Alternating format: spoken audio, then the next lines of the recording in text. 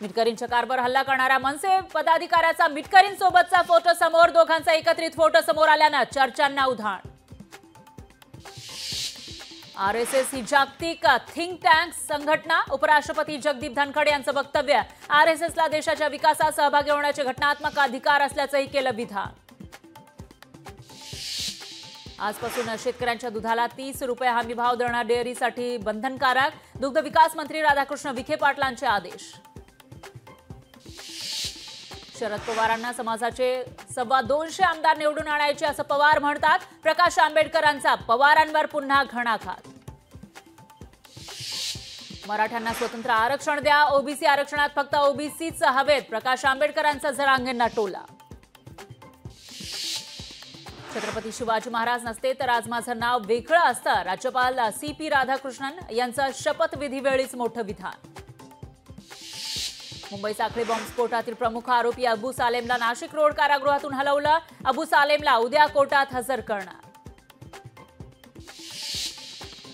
गणेशोत्सवासाठी एसटीच्या 4300 अधिक बस धावणार। 2 ते 17 सप्टेंबर दरम्यान अधिकच्या बसेस धावणार। कोकणात जाणाऱ्या चाकरमान्यांना दिलासा।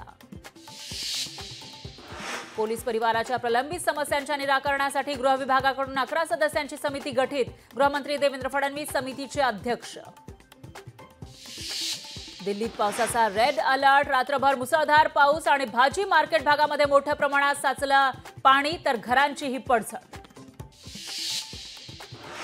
माजी क्रिकेटर प्रशिक्षक अंशुमन गायकवाड यांचं निधन, वयाच्या 71व्या वर्षी घेतला अखेरचा श्वास।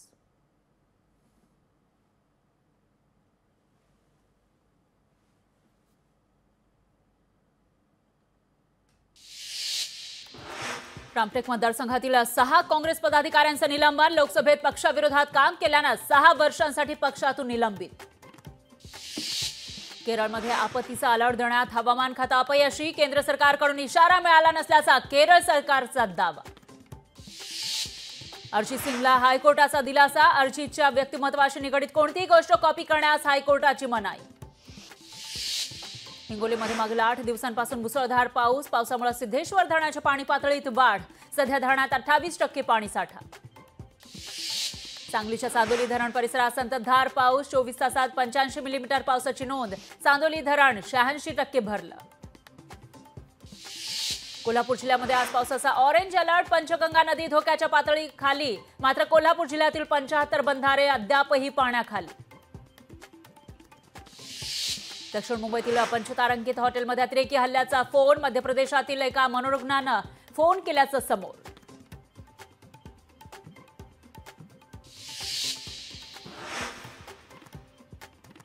पायाभूत क्षेत्राच्या विकास दरामध्ये जूनमध्ये मोठ्या प्रमाणात घट, जून महिन्यातील विकास दर 4% मंदावला।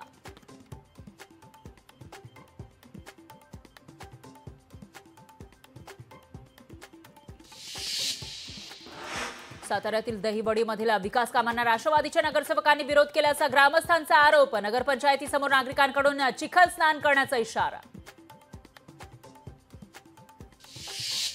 अण्णाभाऊ साठे संशोधन आणि प्रशिक्षण संस्थेचा आज उद्घाटन सोहळा, मुख्यमंत्री शिंदेंसह दोन्ही उपमुख्यमंत्री आणि बड्या नेत्यांच्या उपस्थितीमध्ये वायबी चव्हाण सेंटरमध्ये होणार उद्घाटन। बिल्डरला आता अॅग्रीमेंटमध्येच द्यावा लागणार सगळ्या सोयी सुविधांचा तपशील, खरेदीदारांची फसवणूक टाळण्यासाठी महारेराचा महत्त्वाचा निर्णय।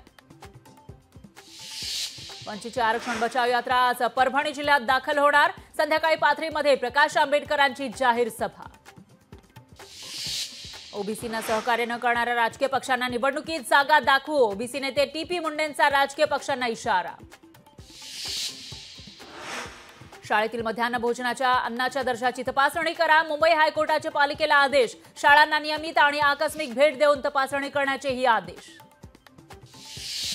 RT अंतर्गत खासगी शाळांमधील राखीव 25% जागांवर प्रवेश मिळवण्यासाठी 5 ऑगस्टपर्यंत मुदतवाढ, पालक आणि विद्यार्थ्यांना दिलासा।